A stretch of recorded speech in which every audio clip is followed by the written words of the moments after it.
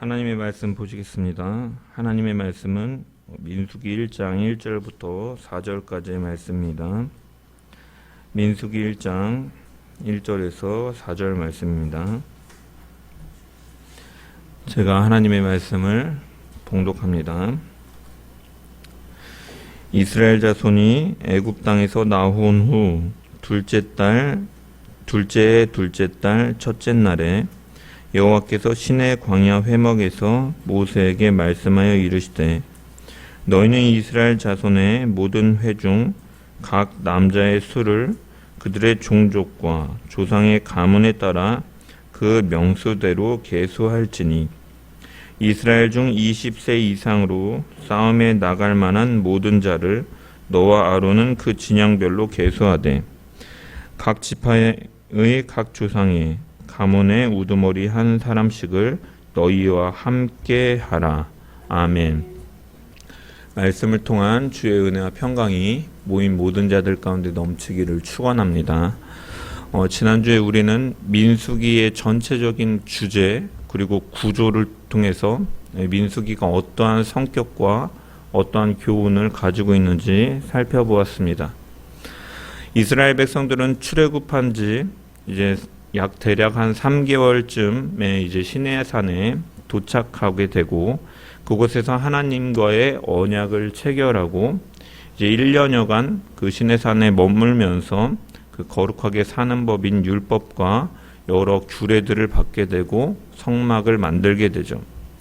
이후 민수기 9장 15절에서 이제 성막이 세워진 날 둘째 첫째 달 첫날부터 민수기는 성막이 세워진 둘째 해 첫째 달 첫날부터 이제 신명기 1장 3절에 40년째 되는 해 11월 1일까지의 그 기간 동안 이스라엘 백성들이 광야에서의 그 삶을 기록하고 있는 책이 바로 민수기인 것이죠. 그래서 이 이스라엘 백성들이 이제 실질적으로 이 민수기가 다루고 있는 38년여의 시간, 39년에 가까운 시간 동안 이제 광야에서의 생활을 다루고 있어서 히브리어의 제목으로는 이제 광야에서라는 제목을 가지고 있다라고 말씀드렸는데, 하지만 실제적으로 기간은 이 광야 생활의 그 시기를 다루고 있지만 우리가 민수기를 쭉 읽어보면 사실 민수기가 집중하고 있는 것은 이제 출발하는 준비하고 출발하는 초기 1년과 마지막에 이제 가나안 2세대들이 가나안 땅에 입성하기 위해서 이제 모이는 40년째 되는 해에 주로 이 내용들이 대부분 집중되어 있고 중간 과정은 사실은 몇 가지 사건들밖에 언급되지 않는 것을 보게 되죠. 그래서 민수기 15장에 등장하는 안식일을 어긴 자에 대한 에피소드라든지 아니면 16장의 고라와 다단과 아비람과 관련된 이 에피소드들밖에, 이 중간의 내용은 사실 그러한 간단한 에피소드밖에 없고 사실은 첫 해, 그 출발한 첫 해와 마지막 해에 집중되어서 사실은 이 민수기가 기록되어 있다는 거예요. 왜 그런가? 사실은 특별히 기록할 만한 일이 없기 때문이에요. 왜냐? 시내산에서 사실은 가나안 남부에 이제 진입하는 이 가데스 바네아까지는 그 거리는 사실 신명기 1장 2절에 말씀하고 있는 것을 보면은 사실은 11일 정도의 거리밖에 되지 않습니다. 그래서 짧은 거리다라는 거죠. 하지만 이 하나님의 말씀에 따라서 이스라엘 백성들은 이 가데스 바네아에서 처음에 정탐꾼들을 파송하고 그들이 하나님의 그 축복과 그 약속의 땅에 대해서 약속을 신뢰하지 못하고 불순종하고 자신들의 생각을 앞서 말하는 이런 죄를 범하였기 때문에 그 1세대는 가나안 땅에 입성하지 못하고 광야에서 방황하며 죽어가면서 세대 교체를 이루는 시간인 것이죠. 사실은 이 중간의 시간들은 그렇다는 거예요.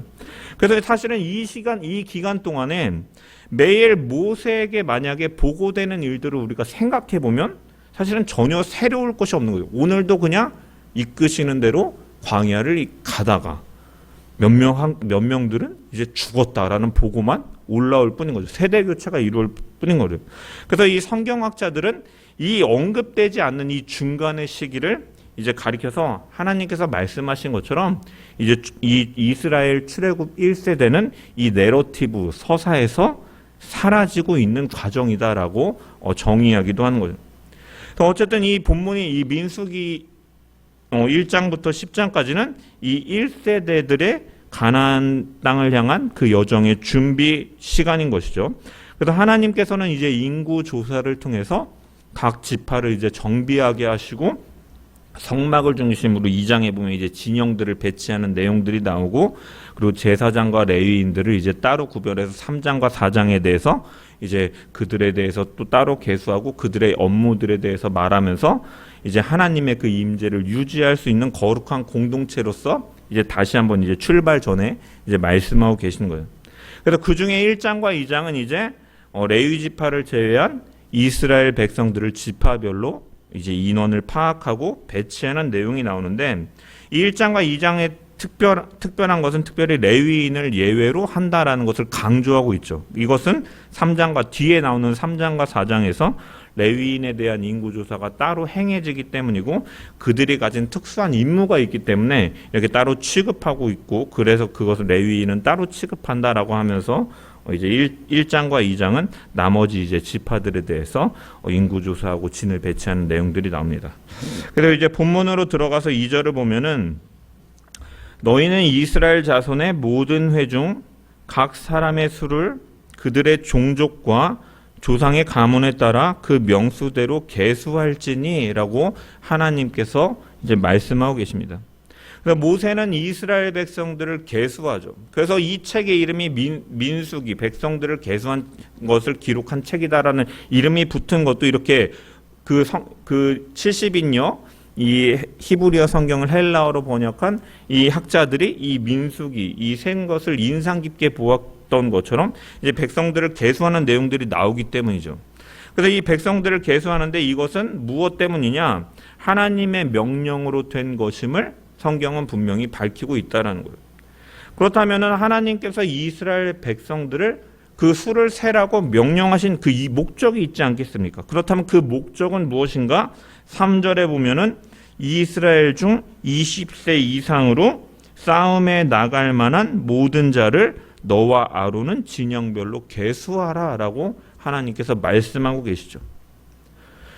고대 이스라엘에서 여자와 20세 미만의 아이는 인구조사에서 제외가 됩니다. 왜냐? 인구조사의 목적은 대부분 세금을 부과하기 위해서나 아니면 군대를 편성하기 위해서 이러한 이 사회적인 의무, 그런 것들을 위해서 목적으로 이루어지기 때문인 것이죠.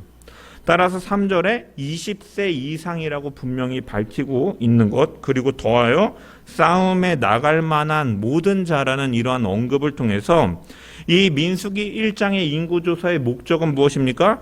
철저하게 군사적인 목적에 의해서 이루어진 것임을 성경은 말씀하고 있다는 것. 하나님께서는 창세기에서 아브라함에게 내가 이 땅을 내 자손에게 주리라 약속하셨습니다. 그리고 이 목적이 성취되기 위해서 이스라엘은 철저하게 여호와의 군대로서의 모습을 갖춰야 되는 것이죠. 이스라엘 백성들이 있는 이 광야는 가나안의 전투를 향해 가는 과정이고, 그곳에서 이들은 여호와의 군대로 편성이 되는 것이죠.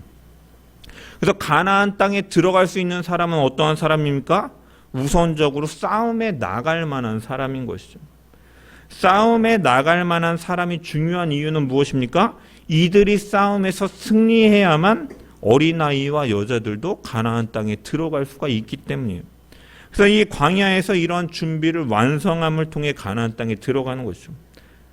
하나님께서 이스라엘 백성들을 부르시고 계수하라 명령하신 것은 이렇게 하나님의 그 뜻을 성취하기 위한 군대로 부르신 것입니다. 마찬가지로 성도는 하나님으로부터 부름을 받은 자예요.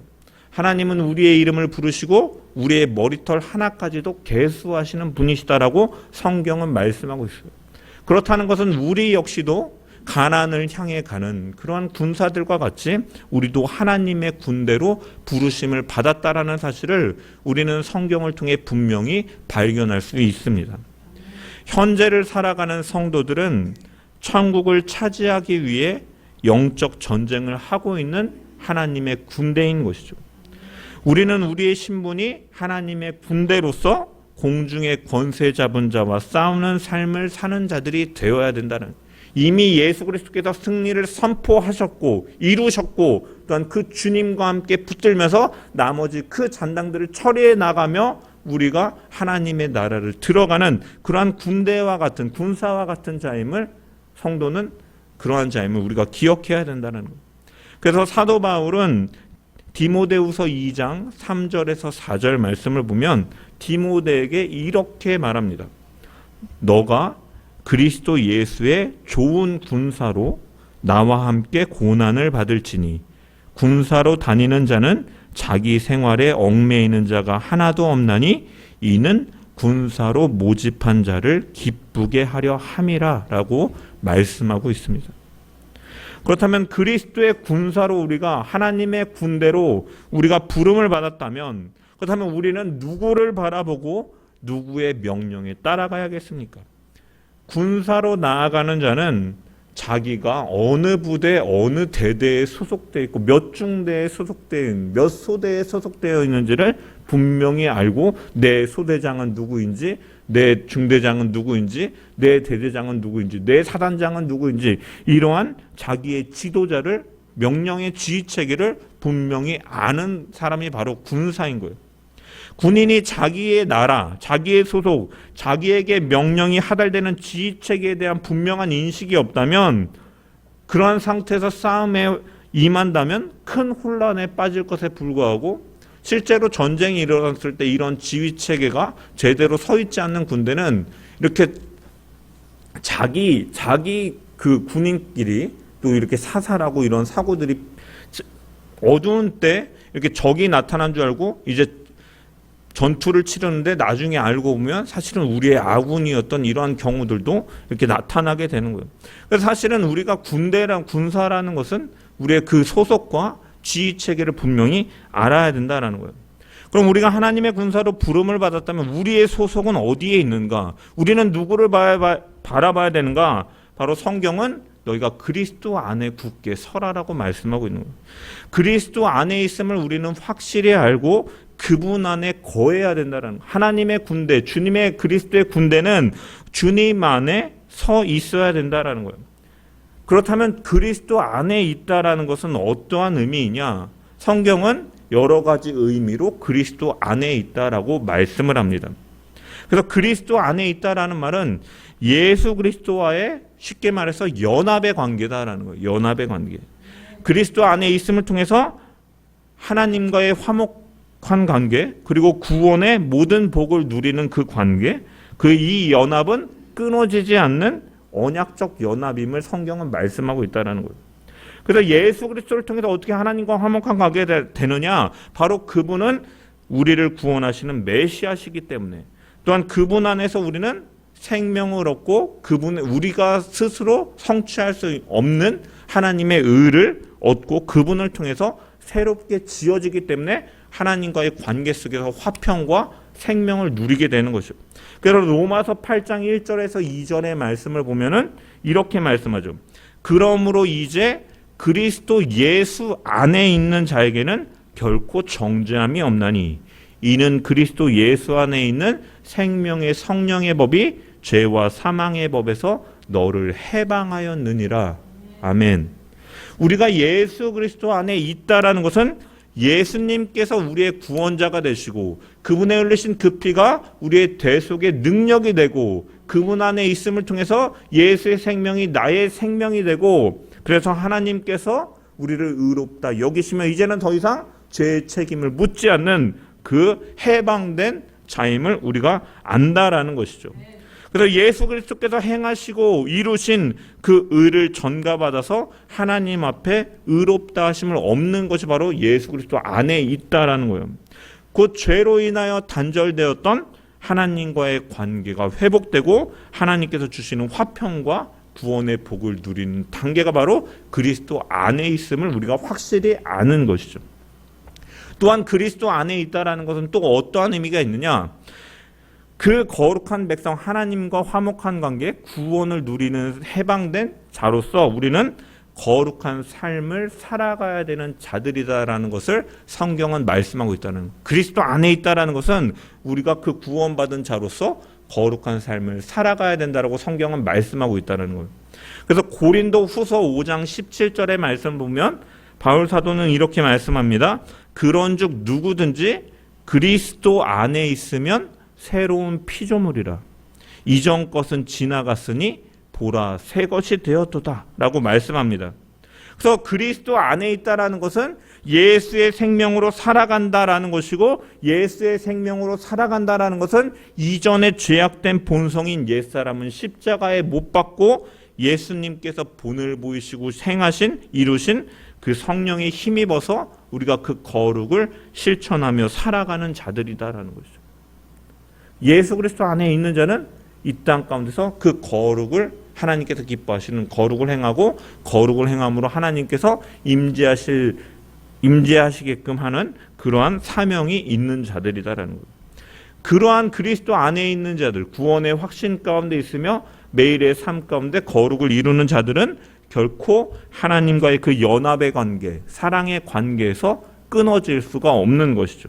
그래서 로마서 8장 39절의 말씀을 보면 높음이나 깊음이나 다른 어떠한 피조물이라도 우리를 우리 주 그리스도 예수 안에 있는 하나님의 사랑에서 끊을 수 없느니라. 그리스도 안에 있다라는 것은 그 연합의 관계가 끊어질 수 없다라는 말씀인 것이죠. 이처럼 하나님께서는 그리스도 안에서 우리를 끝까지 보호하시고 영화롭게 하시는 분이신 줄 믿습니다. 그러므로 우리가 그리스도 안에 있다라는 것은 주님께서 내게 베푸신 은혜의 구원을 확실히 알고 믿고 그분을 의지하는 가운데 매일의 삶 가운데 우리가 거룩의 삶을 이뤄가며 다시 오실 주님을 기다리는 그 재림 신앙을 가지고 우리를 구원에 이끄시는 하나님의 손길을 바라보면서 그 면류관, 생명의 면류관을 바라보고 흔들리지 않는, 어떠한 공격에도 흔들리지 않고 끝까지 달려나가는 그 주님과의 연합된 관계가 바로 그리스도 안에 있는 관계이고, 하나님의 군대로 부르심을 받은 자들은 그러한 사실을 확실히 믿고 그 사실을 바라보며 우리는 달려나가야 되는 줄 믿습니다. 그리스도의 군사로 우리를 부르신 하나님의 부르심을 우리가 기억하면서 주님 부르시는 그날까지 이 땅에서 충성된 군사로 살아감을 통해 우리를 병사로 모집한 분을 기쁘시게 하는 삶을 살아가는 주의 백성들 되기를 주님의 이름으로 간절히 축원합니다. 또한 기억해야 될 것은 하나님의 군대인 우리는 하나님의 명령대로 준비하고 싸워야 되는 자들이다라는 거예요. 민수기 1장 19절의 말씀을 보면은 여호와께서 모세에게 명령하신 대로 그가 시내 광야에서 그들을 계수하였더라 라고 이렇게 기록되어 있고, 54절의 말씀도 보면 이스라엘 자손이 그대로 행하되 여호와께서 모세에게 명하신 대로 행하였더라 라고 이렇게 기록되어 있습니다. 여기서 강조되는 것이 무엇입니까? 여호와께서 명하신 대로 행하였더라라는 것이 강조되고 있죠. 하나님의 군대에는 다른 방식의 싸움은 존재하지 않는다라는 거예요. 오직 하나님의 명령대로 하는 것이 중요하다라는 거예요. 이 점을 가장 잘 보여주는 성경의 말씀 중에 하나가 사사기에 등장하는 기드온과 미디안이 치룬 전쟁입니다. 우리는 흔히 기드온에 대해서 믿음의 용사로 기억하고 있지만 사실 성경이 보여주고 있는 기드온은 우리가 생각하는 것만큼 결코 용기가 넘치거나 위대한 사람이 아니었음을 말씀하고 있습니다.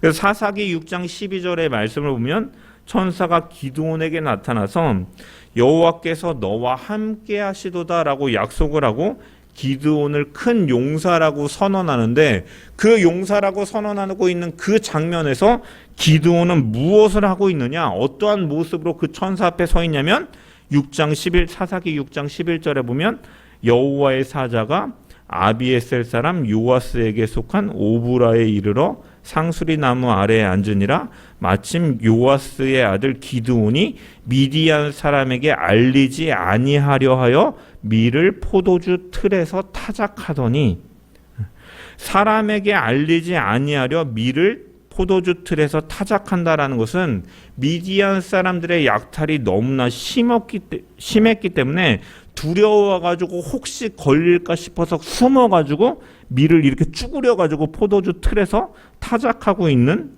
상황을 보여주고 있는 것이에요. 그래서 굉장히 협소한 공간에서 기드온은 숨어가지고 몰래 밀을 타작하고 있는 거예요. 그래서 미디안 사람들의 눈을 피해서 그렇게 하는 모습을 여러분 상상해 보세요. 얼마나 구질구질하고 요즘 말로 하면 쭈구리와 같겠습니까? 그런데 천사는 그를 향해서 큰 용사라라고 말하고 있는 것이죠. 또한 그는 어떠한 일을 갔습니까? 하나님께서 바알 제단을 허물고 아세라 상을 찍어버리라라고 명령했을 때도 그것을 담대하게 이렇게 행하는 것이 아니라 무서워서 몰래 그 일을 밤에 행하기도 했던 것이죠. 또 그는 하나님께서 그를 사사로 부르시고 전쟁에 이끌게 하겠다라고 말씀하실 때에도 여러 번에 걸쳐서 진짜 하나님의 부르심이 맞습니까? 진짜입니까? 여러 번 확인하는 모습을 갖는 것이죠. 이런 기드온이었기 때문에 그는 전쟁에 나갈 때도 끌어모을 수 있는 최대한의 숫자를 모아서 나아간 것이죠. 하지만 하나님께서는 그에게 말씀하시죠. 사사기 7장 2절에 보면 여호와께서 기드온에게 이르시되 너를 따르는 백성이 너무 많은즉 내가 그들의 손에 미디안 사람을 넘겨주지 아니하리니 이는 이스라엘이 나를 거슬러 스스로 자랑하기를 내 손이 나를 구원하였다 할까 함이니라 라고 말씀하셨어요. 그래서 원래 32,000명이었던 군대를 다 돌려보내고 이제 300명만 남기도록 하신 것이죠. 그리고 이 300명으로 하나님께서 함께 하시고 하나님께서 행하심을 통해서 13만 5천 명의 미디안 군대를 완전히 멸절시켜버리는 일을 가지시는 거죠. 이처럼 용사와 거리가 멀었던 기드온이 하나님의 임재와 하나님의 방법으로 사실은 송두리째 바뀌게 되는 것이죠. 그 변화는 하나님의 말씀에 순종하고 그 말씀대로 행하였을 때 그러한 역사들이 나타나게 되는 거예요. 하나님께서는 그 용기가 출중하지 않은 장수에게 군사를 소수만을 허락하신 상태에서도 하나님께서는 승리케 하셨는데 그것은 하나님께서 행하신 일이었다라고 성경은 말씀하고 있는 거죠. 그래서 우리가 기억해야 될 것, 하나님의 군대는 무엇을 의지하며 싸워야 되느냐? 하나님이 통치하시는 세상에서는 전쟁의 승패는 결코 사람에 있는 것이 아니다라는 것이죠. 새벽에 우리가 에스더서를 계속해서 묵상하고 있지 않습니까? 에스더서를 보고 있으면 무엇에 대한 이야기가 나옵니까? 제국의 권력자였고 유다인들을 진멸하고 철저하게 승리할 것만 같던 하만이 하나님의 섭리 속에서 반전이 이루어지고 하나님의 이름이 전면에 드러나지는 않지만 하나님께서는 때때로 필요한 때마다 에스더를 왕비로 세우시고 모르드가가 이전에 왕을 구하는 일을 갖고 그 날에 역전을 이루시는 하나님을 보여주고 있는 거죠. 이처럼 승리는 누구에게 있습니까? 바로 하나님께 있다라는 것을 우리는 믿어야 되는 거예요.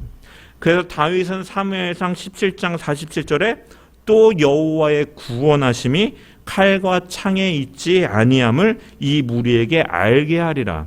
전쟁은 여호와께 속한 것인즉 그가 너희를 우리 손에 넘기시리라 라고 그는 노래하였습니다. 이처럼 우리가 살면서 겪게 되는 모든 크고 작은 일들의 성공과 실패는 궁극적으로 하나님의 손에 달려 있다라는 것이죠.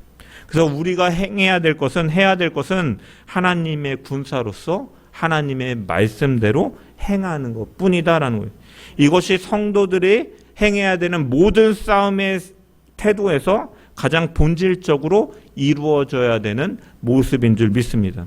그리고 사실 이것이 민수기 전체가 말하는 중요한 신학 중에 하나인 거죠. 하나님의 말씀에 순종하라.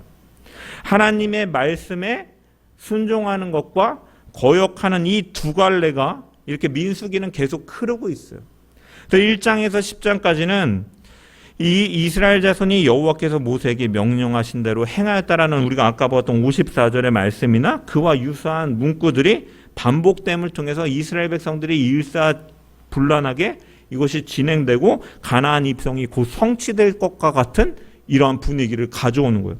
하지만 11장부터 20장까지 우리가 지난주에 살펴봤던 것처럼 이스라엘 백성들의 거역과 불순종의 역사들을 보면 이스라엘은 점점 하나님과의 관계에서 불만을 품고 자신들의 판단을 이제 내세우는 일들을 갖게 돼요. 이제 불순종하게 되는 거예요. 그래서 메추라기 사건을 보면 이스라엘은 우리가 애굽에 있을 때에는 값없이 생선과 오이와 참외와 부추와 파와 마늘들을 먹은 것이 생각나거든 이제는 우리의 기력이 닿아요. 이 만나 외에는 보이는 것이 아무것도 없도다 하면서 자신들의 판단을 내세우고 있죠. 하나님께서 만나를 주셨음에도 불구하고 그들은 감사하기보다는 그것에 순종하며 감사하기보다는 자신들이 예전에 먹었던 부추와 파와 고기와 참외와 이런 것들을 먹을 때가 좋았다. 이제는 내가 다 죽게 생겼다. 만나 먹다 죽게 생겼다. 기력이 생하여 죽게 생겼다라고 자신들의 판단을 내세우며 불순종하는 모습이 드러나는 것이죠. 이런 점은 12장에서도 이 미리암과 아론이 모세의 리더십에 반항하는 모습도 마찬가지죠. 하나님께서 모세를 세우시고 그 질서를 통해서 리더십을 세우셨는데 그 질서를 거부하는 것 역시도 그 하나님의 말씀에 대한 불순종으로 나타나는 것이고 13장의 정탐꾼 사건에서도 갈렙과 여호수아를 제외한 이 10명은 약속의 땅에 대해서 하나님의 약속과 명령보다는 자신들의 판단을 내세우는 일을 가짐을 통해 그들은 불순종하는 일을 갖게 되는 것이죠. 또한 뒤에 나오는 무리바 사건이라든지 아니면 이 무리바 사건에서는 또 어떤 일을 했습니까? 이 모세가 백성들의 불신에 맞서던 모세가 그 자신이 하나님에 대한 불신의 모습을 통해서 어떻게 보면 하나님께서 물을 내라 말씀하셔서 그가 반석을 이렇게 때림을 통해서 이제 불순종하는 모습을 통해서 가나안 땅에 입성하지 못하는 모습을 보여주기도 하고 놋뱀 사건 역시도 불뱀에 물린 자들이 생겨나게 되고 하나님께서는 이제 그 구원의 통로로서 놋뱀을 장대에 달아서 바라보는 것을 통해서 이제 생명을 건진받을 수 있도록 하셨는데 그 놋뱀을 바라보는 자는 살고 바라보지 않는 자는 죽는 것. 즉 순종과 이 불순종의 이 갈래길을 민수기는 계속해서 부각시키고 있는 것이죠. 그래서 이런 주제가 민수기는 사실 쭉 이루어지고 있고 이런 주제가 신명기에 가서 이제 최후의 이 모세의 고별 선교인 신명기에서는 이 두 갈래 길에 대해서 결론 부분에서 두 갈래 길을 설명하고 너희 앞에 축복과 저주가 있다라고 말하면서 이제 모세오경이 마무리가 되는 것이죠. 그래서 우리가 기억할 것은 하나님의 군사로서 우리는 하나님께서 말씀하신 그 명령에 순종함으로 승리해 나가는 자들이 되어야 될 줄 믿습니다. 이 하나님의 말씀이 말씀하시면 우리는 그 말씀대로 행함과 순종함을 통하여 하나님의 승리의 역사를 바라보고 경험하고 하나님을 찬양하는 주의 군사들 되기를 주님의 이름으로 간절히 축원합니다. 이러한 하나님의 말씀에 순종할 때 우리는 하나님의 능력으로 싸울 수가 있는 것이죠. 그렇다면 하나님의 능력으로 싸운다라는 것은 무엇입니까?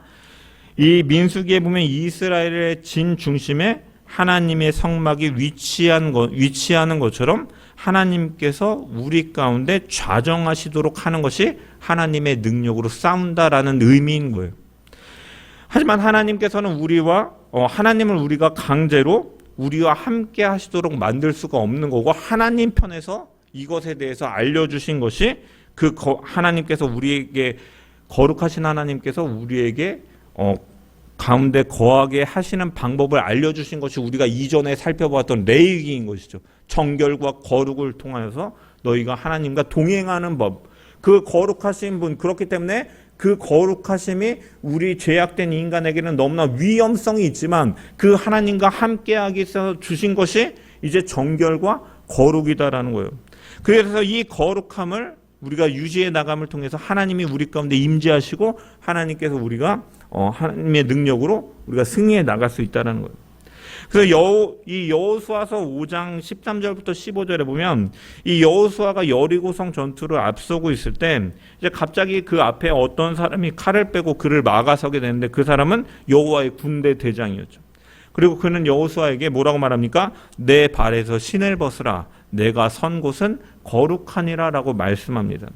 그래서 이 여리고성 전투에서 가장 중요한 것은 여호수아와 그 군대가 하나님 앞에 거룩함을 취하면 여호와의 군대 대장이 그 성을 무너뜨리고 그들에게 승리를 가져다 준다라는 것을 보여주고 있는 것이죠. 이처럼 성경은 항상 거룩이 모든 것에 앞서는 사항임을 보게 되는 것이죠. 출애굽기 3장 1절부터 6절의 말씀에 하나님께서 모세를 부르실 때도 마찬가지죠. 하나님께서는 내 신을 벗으라라고 명령하셨습니다. 거룩하라라고 말씀하시는 거죠. 하나님께서 이사야 선지자를 부르실 때도 하나님을 만날 때 그는 제단의 숯불을 입에 댐을 통해서 이 죄의 문제와 거룩의 문제를 해결해야만 했던 것이죠. 이처럼 우리의 전쟁은, 성도로서 우리의 전쟁은 영적 전쟁인데, 이 전쟁에서 승리하는 방법은 우리의 힘으로는 할 수가 없고 하나님의 능력으로만 할 수가 있는데, 하나님의 능력으로 살아간다라는 것은 무엇이냐? 우리의 대장 되시는 하나님께서 우리와 함께 하시면서 싸울 수 있도록 우리가 하나님께서 가르쳐 주신 것처럼 거룩함을 갖추어 나가는 줄 믿습니다.